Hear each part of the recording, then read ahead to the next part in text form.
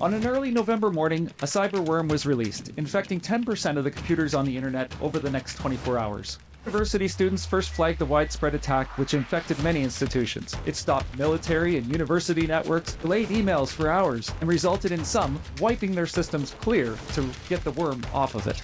Costs were estimated to be $100,000 to over $1 million. The source was a 23-year-old programmer the FBI eventually found, indicted, and convicted. This was despite the knowledge that Robert Morris, who was behind the supposed attack, had simply created a relatively innocent worm to crawl the internet, which was only 60,000 interconnected computers at the time.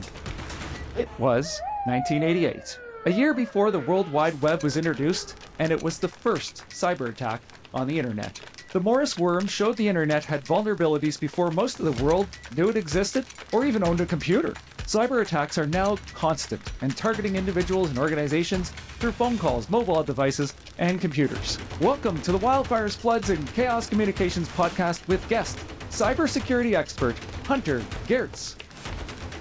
So if you haven't experienced a cyber attack, there's a good chance that you have just missed out. About 70% of Canadians, according to Stats Canada, have experienced an attack in 2022. And when it comes to cyber attacks, can you avoid them?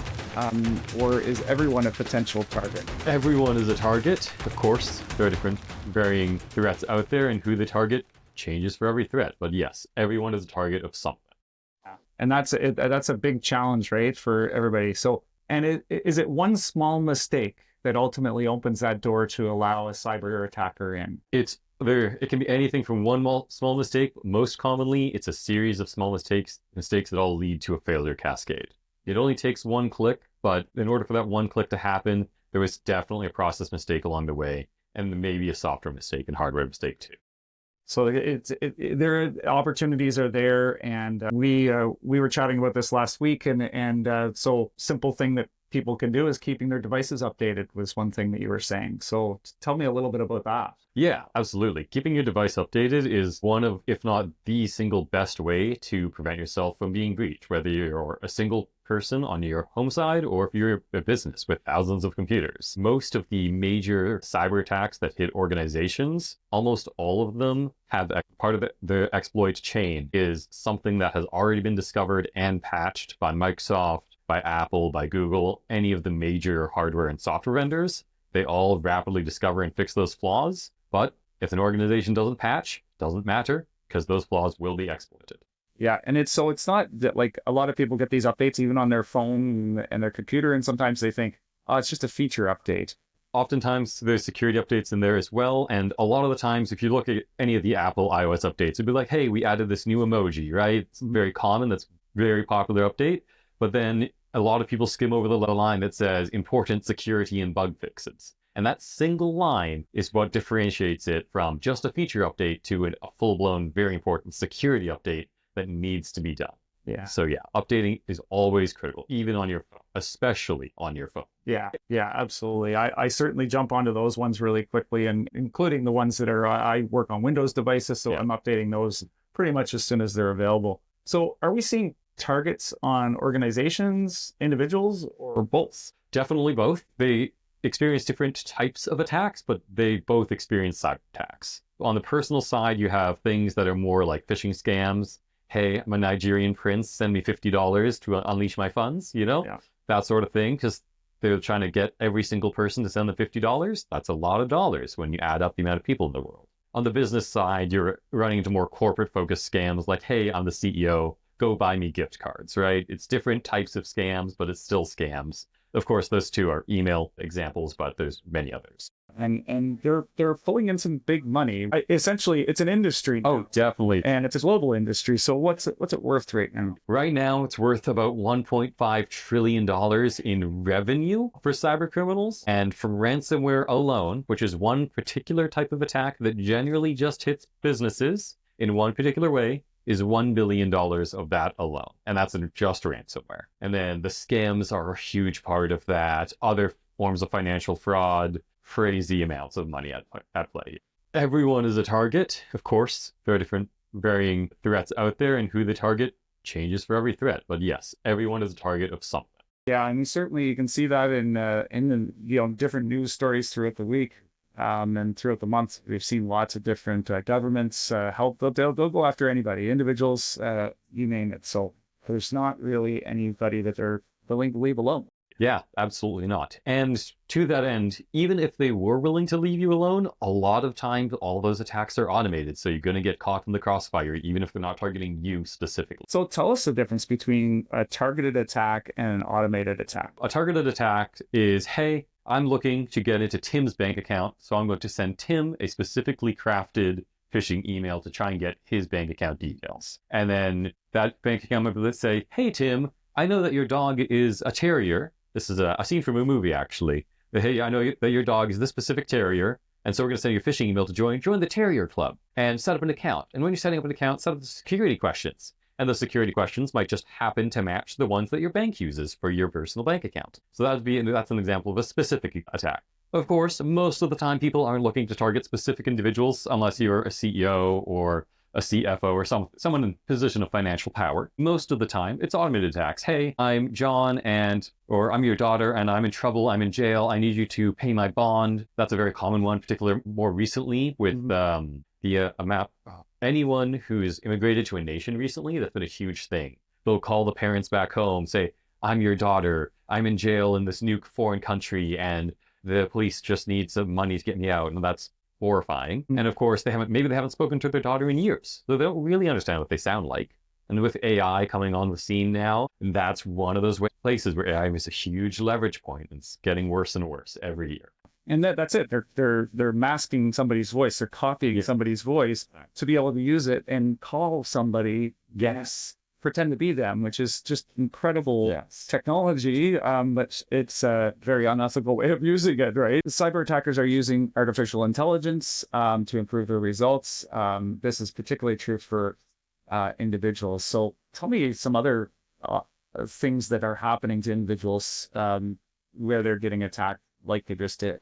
So for individuals getting attacked, so we just went over phishing emails, essentially, direct scams. There's also things like malicious advertisements are a very, very common way for people to get compromised, particularly when the advertisement is using a never-before-seen exploit that hasn't been patched by any major vendors, or if you haven't updated your web browser yet. Tim, do you have a little orange bar at the top of Google saying update now? Yeah. You should click that update button, right? Yeah. Scrolling to any website, frequently news websites are often victims because it's not the news website putting up the malicious advertisement. They're selling that website space to someone else, to an advertising network. And then the advertising network sells that to a malicious threat actor. And then the malicious threat actor puts up a malicious advertisement. So you have a perfectly legitimate news organization, any of the major ones, or all of the major ones, any of them, right? You go to this website that you trust, that you don't expect to be malicious, and it can start trying to attack your computer. Yeah, this is crazy, right? And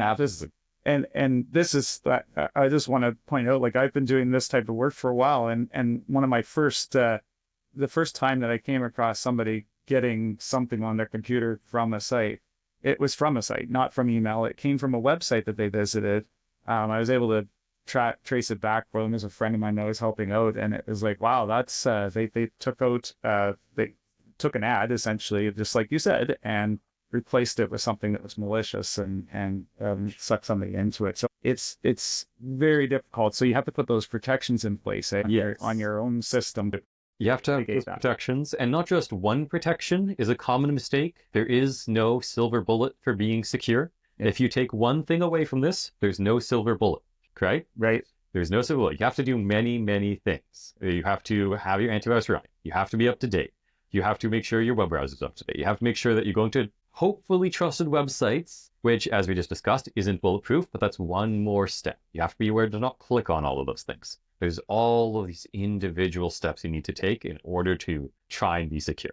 Yeah. And even then, nothing is perfect. That's why Microsoft, to this day, still gets hacked, despite their hundreds of millions of dollars that they spend on security every year. Yeah, absolutely. And Apple devices are still able to be maliciously attacked, but we just don't see it as often. They haven't been as targeted. Well, I think they're that's more secure, right?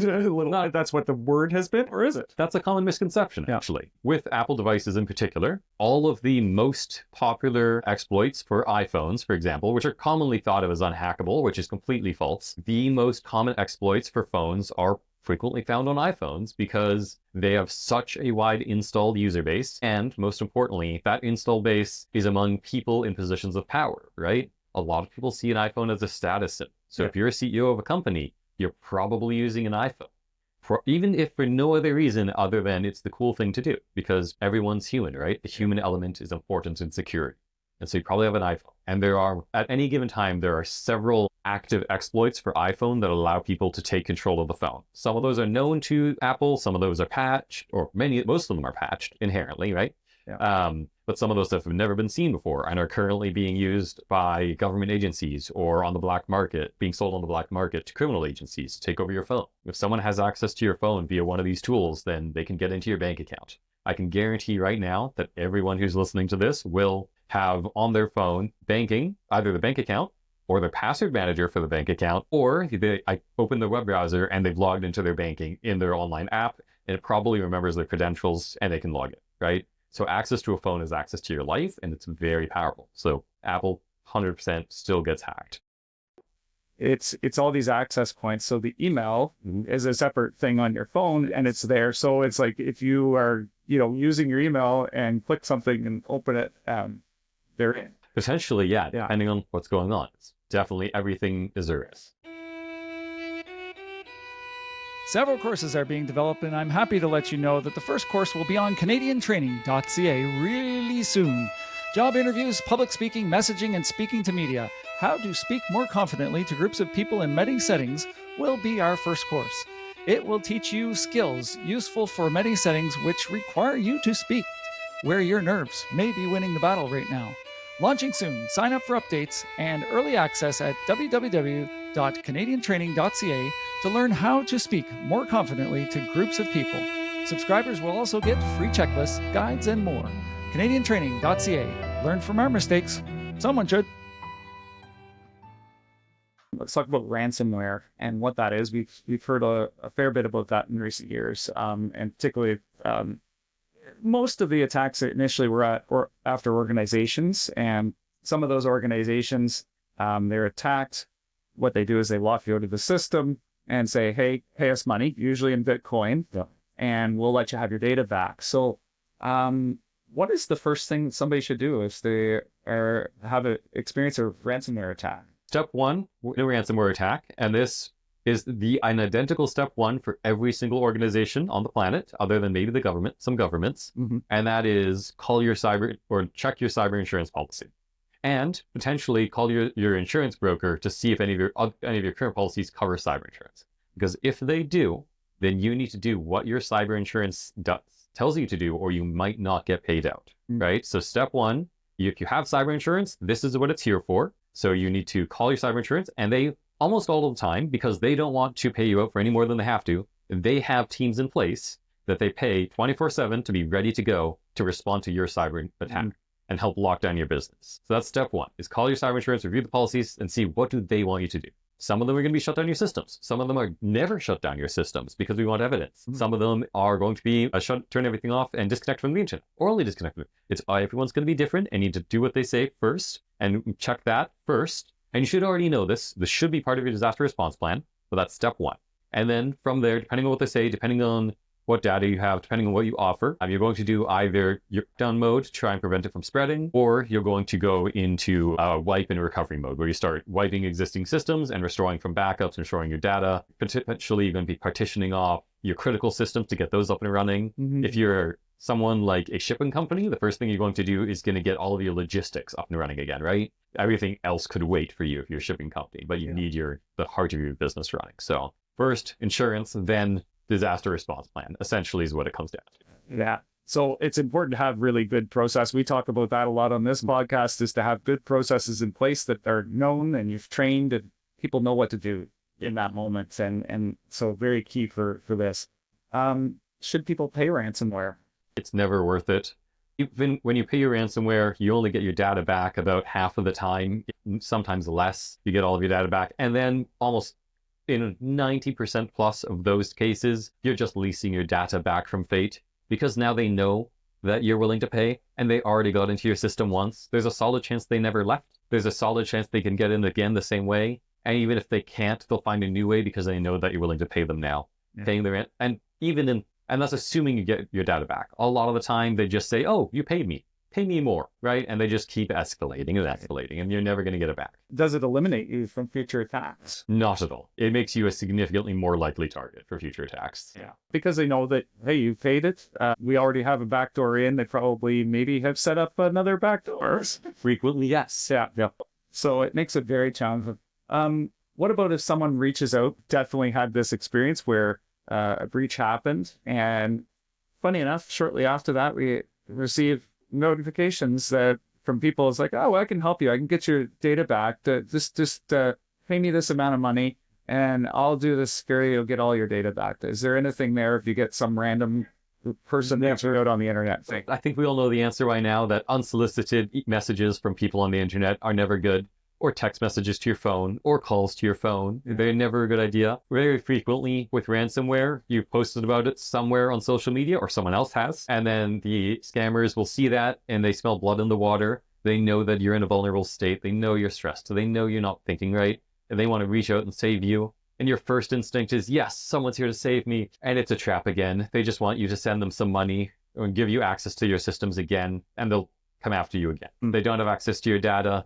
The only way to get your data back, if it's going to work at all, is by paying that Bitcoin. No one who contacts you is going to be able to help you. Going back to phishing, if people don't understand, is it's spelled like phishing, but starts with a PH instead of an F. So it's a little bit different. And we see it almost daily through almost any account. It's constant. The junk mail that you're getting is pretty much all phishing for something. I've noticed that, and they're getting very, very creative. They look like banks. They look like a hotel, travel, all sorts of different things. And of course, they look like somebody you know. So, yes. What can you give for tips for people to sort of help them to navigate that? And then also, what are they trying to do when they're phishing? They're trying to make money. That is right. That's the overarching goal for these attackers, is they're trying to make money somehow. Usually that's by compromising your credentials in some way, whether that's via your bank statement or via your bank accounts, via your email to scam your clients, via sending you a fake invoice that you're going to send them money, right? So that's what they're trying to do. So then how do you defend against it? The answer is essentially be hyper vigilant about anything that involves money or account login details, and be moderately paranoid about everything else, right? So if it involves anything banking, then you need to ask yourself, were you expecting this email or message or text message or anything? Were you expecting it? Who is it from? Does it match something? Does it make sense? And then never click on a link that's in an email, because those links, even if everything else looks good, those links could still be fake. So you want to navigate directly to the banking website or whatever it is directly and log in there without clicking on a link in an email. That way you're not clicking on anything malicious, and then you can review to see if it's true. A lot of the times the email is true. You do have fraud on your credit card, but sometimes it's not. And trying to differentiate those two can be very hard. So just go to the root source, and check that directly. If you're getting an email from someone that you trust, say a client of yours that's working with you and has sent you, say, something, but it seems just a little bit off, just a little bit different, right? Via a method that you haven't found via email, call them. Go to their website, give them a call. Don't go to the website via a link in their email, remember? Don't click on links in emails. Go to the website directly, give them a call, send them an email back. Don't reply to it, because you could be replying to the wrong address. Create a new email and send it to the address you know is right, and see if they send you something back about it. Do they know about it? Essentially, trust but verify is the root of all of it. They're phishing for details. They're phishing and they're trying to build essentially a database on individuals or organizations to which they can tear down walls eventually, right? And so one of the things that I've always been aware of is these quizzes that you see on social media where they're asking for, where were you born, what was your birth date, who's your sister, all that kind of stuff. Would you be filling out those types of quizzes and post? Well, the answer to that is more nuanced than I think you might think. On the surface, it sounds ridiculous when you put it that way. You're kind of begging the question a little bit here, which makes sense, right? Yeah. But when you really think about it, what are you giving up? Or if you're giving up anything confidential, maybe your niece's name, well, is that confidential? Because they're on Facebook and you're probably friends with them, and everyone has the same last name. So people can guess stuff like that. So what's the reward? The reward is going to be maybe a little funds shared amongst your friends, and the risk is potentially giving away confidential information. Personally, I wouldn't fill those out, but honestly, it's a lot harder than you think, because if you're posting any of that, you're probably posting it on social media, or someone else has posted it about you. Be mindful of what you're giving away. Maybe don't give away your mother's maiden name, the childhood name of your favorite book, that sort of thing. Those security questions that get asked you by banks and by the government agencies. But things like what's your first name and your last name, those details are out there. I wouldn't worry about it too much. Yeah, so you just got to be selective. It's like the same questions that I'm getting asked as security questions on a regular basis, maybe don't use those ones. Exactly. Of course, even that is somewhat of a trap, because you're never going to remember all the security questions you've been asked. So it's really try and make your security questions unique and try to segregate the data in your mind. But it's a losing battle. Security questions are a bad thing most of the time, security-wise, because of that. Curious question while we're on this topic. There's a lot of these ones going around where it's like a legal message that I hereby removes the permission for so-and-so to do this. Do those do anything? Absolutely not. Yeah. They have no legal bearing. And even if they did, they wouldn't the moment they cross the border, right? It doesn't matter where you live. The laws don't apply across the globe. Okay, so let's talk about organizations and how they can protect themselves, be it they're small organizations, small businesses to larger businesses. What can they do to protect themselves from cyber attacks?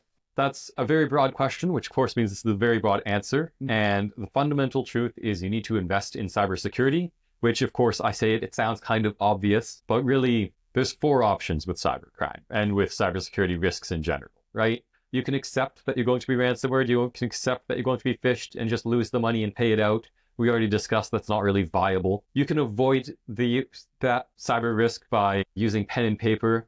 That's not particularly viable, although I will mention that that's the reason I don't use Lenovo devices, is because Lenovo is a Chinese-owned company, at least to a major extent, which means that the Chinese government can have their hands in it.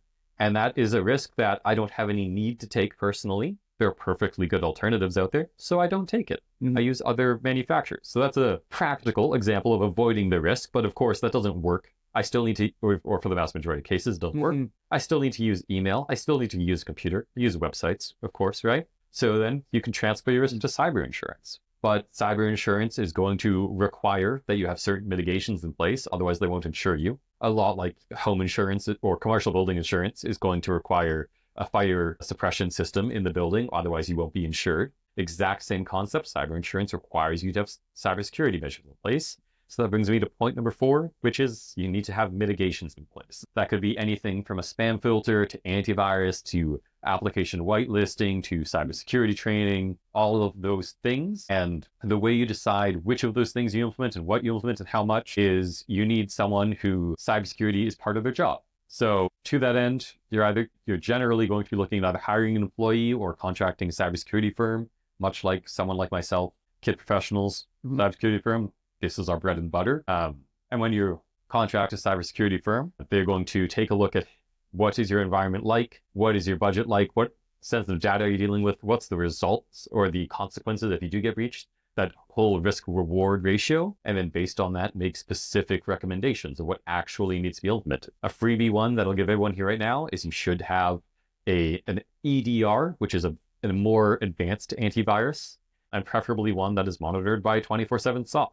It's a relatively cheap thing, but it is fairly impactful in the grand scheme of things in preventing cybersecurity attack or cyber attacks. So that's one of those mitigations I think everyone should have. So what are some simple steps that an individual can do to protect themselves? Yeah. So for individuals specifically, not corporations, because for corporations, you should genuinely seek someone, either internal or external. It's very cost effective. For individuals, there are many things you should be doing as an individual, and the many things that I do for myself, but they're far too numerous to list here. I think the very basics, the very, very minimum is make sure you're always patching, always click that update button, just update your work, just save your work, update. It's not a huge deal. It's much better to update than it is to be compromised, and make sure that your antivirus is running. Make sure that your firewall is turned on. Of course, if you're running Windows, which you probably are, or Mac OS or anything like that, if you turn off your antivirus or your firewall because it's breaking something, then it'll give you a little warning, say, hey, it's off. Just go click that button, turn it back on. It's probably not breaking anything. And if it was, it's probably not anymore. Because they're constantly being updated. Windows updates something like 5 times a day or several times a day. I think even more than that. They do an hourly check-in for updates for their antivirus, just inherently, right? So having that constant up-to-date is critical. So update everything, make sure your antivirus is enabled. Those are the basics. Yeah, including your browser, right? So and your browser. And your yes, browser. Very important. And that's a quick thing to do. It's up in the top right usually, and it says, hey, there's an update, relaunch it, and you're good to go. And browsers nowadays are so good that they'll remember what page you're on. They'll even remember like where in the page you're scrolled down to. Yeah. You don't lose any work. Let's go through a few others here and hear what the explanations is behind some of these types of attacks that we can see. So there's a VIP impersonation, and this is a semi-new one anyway, but probably not a lot of people have heard of this one. So very important person impersonation. So that is when someone says, hello, I am your CEO and I'm hosting I'm in HR and hosting a company gift party next month.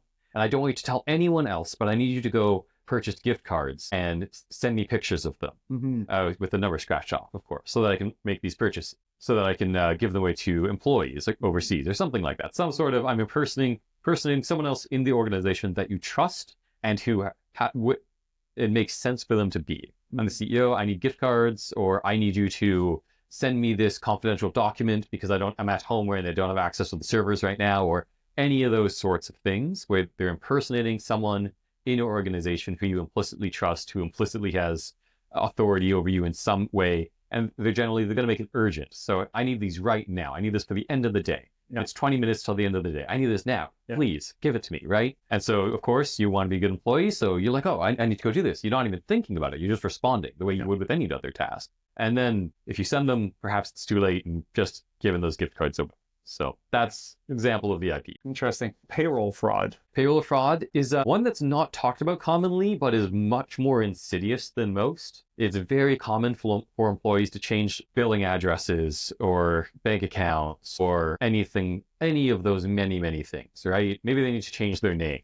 So along the way, they go, hey, I need you to update my bank account details. And then you as the employer go, oh, no problem, let me update those for you. And of course, this email came from a home Gmail address that has your employee's first name, last name, and maybe some numbers on the end, because that's common nowadays, right? That's common for everyone. It's very easy for an attacker to do that and get all of that information, because you're on LinkedIn. So they have all of your information and your employee's information for this. And then you update it, and then your next payroll goes out, and your employee never gets paid because it's over in the attacker's bank account. So, and of course, the inverse can be true too, where they pretend to be an employee or they can pretend to be the employer saying, hey, we overpaid you, we need money back, or sending the employee a false check for $20,000. Joe, just send us $8,000 back and then keep the last $2,000 for your payroll, or whatever it comes out to be, right? So it goes both directions. But yeah, that's payroll fraud, and it's very insidious. And the next one is vendor fraud. So this one I heard of quite some time ago, and experienced this, and there's lots. I know there's different ways in which this will happen, but I'm glad to see, so I as a business person, I changed my banking info recently, and the organization that I changed it with, so they were going to pay me. They had a number of checks and balances that they went through, and I was so impressed with that, to make sure that they did that, because it made sure it avoided that vendor fraud, that my money that I was supposed to receive didn't go to somebody else somewhere in the world. So talk a little bit about what vendor fraud is and how they go about switching things over. Yeah, so vendor fraud it's very similar to payroll fraud in concept, fundamentally, because you're switching bank account details, but it's with vendors who you generally don't have a close relationship with. It's a little harder to talk to someone directly and say, hey, is this you, right? Because that's easy with your employee. You're just like, hey, is this you? Just double check. But with your vendor, maybe you only talk to them via email. So they want you to update the banking information, or they send you an invoice for a product that one of your employees used, which may or may not be true. And so attempting to defraud the vendor or attempting to have you pay false vendor invoices, both of these are very plausible and happen frequently, is a very common occurrence. In fact, the last major one I'm thinking about was with a nonprofit who they didn't have, I was working with them at the time, and they turned down all of the phishing prevention and IT security, email security things that I suggested, which they're a nonprofit. Their funds are limited. I understand completely, right? Yeah. Everything is a push and pull with nonprofits, and it makes sense. But unfortunately, they had a truck loan, and they got a grant from the government to pay off that truck loan as they expected to. And so they got emails from the loan organization saying, hey, perfect, no worries. Here's the details, send the payment here, loan will be paid off. Perfect, they got it, they sent the money, and they still had a truck loan. Because, of course, that wasn't actually the loan company, that was the cybercriminals, because they were already in their account, and they were just impersonating them. And because they had been in their account watching the email exchange back and forth about this loan, they knew it was coming due. They knew they were going to get a grant. They knew how much the grant was for. They knew how much the loan was for. They knew the expected dates, the payments, the terminology. That they had all the headers and the footers, all of that. So, like, there's no way to really know that any of this was happening without active monitoring. So, but because they were in the account, all they had to do was wait until they got that final email with the bank account details on it, and just tweak a couple numbers, right? Just tweak some routing numbers, tweak maybe the account name or something like that, right? Not very much. It doesn't need to look like much. And of course, sending bank accounts to, or bank payments to random looking accounts is kind of normal. Most accounts aren't named super fun. They're just a string of numbers, right? Yep. So there's no way to tell. And then the money's gone. It's something that's particularly has been targeted at governments, and I've unfortunately heard of nonprofits that have been affected so badly that they've ceased to exist because of it. So it is something that you, unfortunately, you have to take very seriously and get those steps in place, because obviously keep your organization going. What about credential phishing? Super common, and it's frequently one of the very first steps in a lot of the other attacks. So credential phishing is quite simply, I send you a sign-in link and I say, click here to sign in. Of course, that doesn't actually go to the proper web page. It doesn't go to office.com or google.com. It goes to hackerwebsite.com/office.com or something like that. They try and make it appear like it's the right website, and they might clone it so it looks identical, but you're actually giving your credentials to the attacker, not to the website that you think you're going to. And certainly that's one where we've seen like Interac e-transfers are getting, yes, they've created a whole other site that looks identical. Same with banking. So e-transfers, Office logins, Amazon password resets, any website you can imagine, Netflix, everything you can imagine under the sun, all of them are being spoofed in some way, all of them are being copied. Thank you for watching, for listening, for sharing, and your reviews and emails. Hello to our listeners in Bangladesh, and listeners in these communities: Ashburn, Virginia, Melbourne, Victoria, Westport, Ontario, Motherwell, Scotland, Yash, Romania. This little podcast is heard or watched in over 400 communities around the world. If you could do me a favor and send the podcast to professors you know so they could use this content in their classroom, I hope it will make our next generation a bit more prepared for what they'll experience in the field. Wherever you listen, whether it's Spotify, iTunes, or Amazon Music, please subscribe, leave a review, and share with a friend by sending them communicationspodcast.com. Again, that's communicationspodcast.com. So what is one book, documentary, or resource that you can recommend to someone that is interested in learning about either crisis, emergency management, or cyber and cyber attacks? I'm going to take two wildly different tracks here. And if you want to generally become the cybersecurity expert for your organization, you should go for your CISSP, which is a giant certification. It's super hard and not possible for most people, but that is generally the path you go down if you want to do that. And the other one, much more reasonable for the common man, is there's a podcast that I strongly recommend because it combines entertainment and information beautifully. It's called Darknet Diaries. It's all about ransomware and attack hackers. And the host, what they do is they interview the perpetrator behind a major attack of some sort, be it ransomware, be it phishing, be it some other sort of scheme, and they ask them, hey, how did you do this? Why did you do this? What was your motivation? What was your path like? And so you can really see and understand where the vulnerabilities that they saw and how they saw them. Because one of the things that I learned with that podcast is almost a lot of the prolific scammers out there they actually just get started as kids, just messing around on the internet. And then they see someone scamming, and then they contact them, and they talk to them. And they go, hey, I can do that. And then they just perpetuate, and they follow that path. And they take the path of least resistance. It's very common that they just go, oh, that's kind of simple. I'm just going to start doing that myself. Maybe make a little bit of money, right? So yeah, that's why I strongly recommend it's not technical. So don't worry if you're not technical. It's great as just hey, here's what's out there in the world in general. And it's because it's all real world experts, because it's the person. It's great. So what advice would you give communicators who are managing crisis or emergencies that could help us do our job better? Number one is understand your audience. A lot of crisis communications, particularly in the cybersecurity world, are written either way too friendly or way too technical. To that end, technical end is easy to say. If there's a bunch of jargon in it that the average person doesn't understand, that's not particularly useful. I love it, and I love to see those as an addendum or a link to the full explanation. I'm totally here for that. Yeah. That's not useful for the average person. That doesn't reassure them or anything. On the other hand, if you're just saying, hey, everything is fine, there's nothing to worry about, there's just very minor information breach on a couple of people, just non-identifiable information. If you say that, as a cybersecurity expert, I see that and I go, oh, you're lying to me. Because almost every time, the truth is your username was leaked, your passwords were leaked, your email was leaked, probably something more confidential like payment details was leaked, and you should be resetting your password and monitoring your credit score and all of those things because of that breach. But oftentimes that truth comes out months later when the FBI forces people to say that, especially with major organizations. So I like seeing the transparency of, hey, this is what's happened. This is who we think are impacted. Here's what you should do as an abundance of caution. You don't have to, of course, say, hey, we were breached and everything's terrible. Just say, hey, at worst case scenario, you should be resetting it. As an abundance of caution, just reset this, reset your passwords, right? Don't we use passwords anyways, just do that. But we've taken these steps to mitigate it, or we've already kicked the attackers out, or whatever.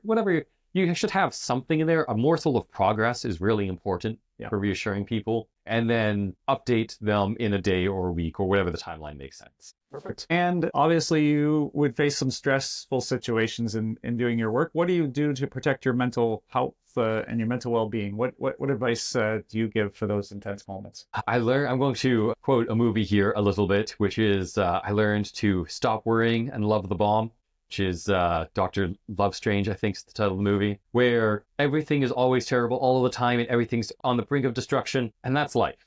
You just got to take one a day at a time, accept it. You can mitigate it as best you can.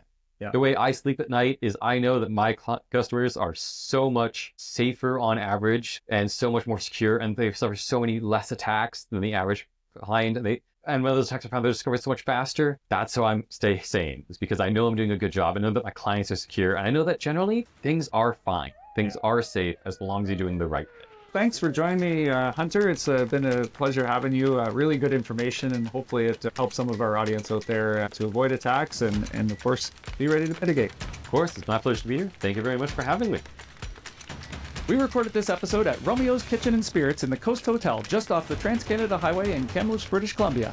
We appreciate the hospitality and delicious menu at Romeo's Kitchen and Spirits. Thank you for hosting us. We are always looking for interesting guests and topics. Jump on to communicationspodcast.com to send us a message, which is where you can also leave us a review.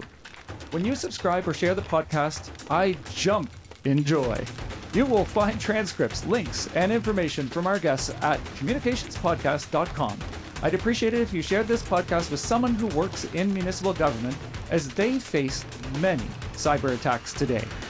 If you like this episode, check out Season 2, Episode 14, Communicating in Time of Chaos, War, and Conflict, with author Doug Levy. Thank you for joining the Wildfires, Floods, and Chaos Communications podcast, a production of Butterfly Effect Communications. We are masters of doom and gloom communications, bringing calm to chaos. Goodbye. Hear me later.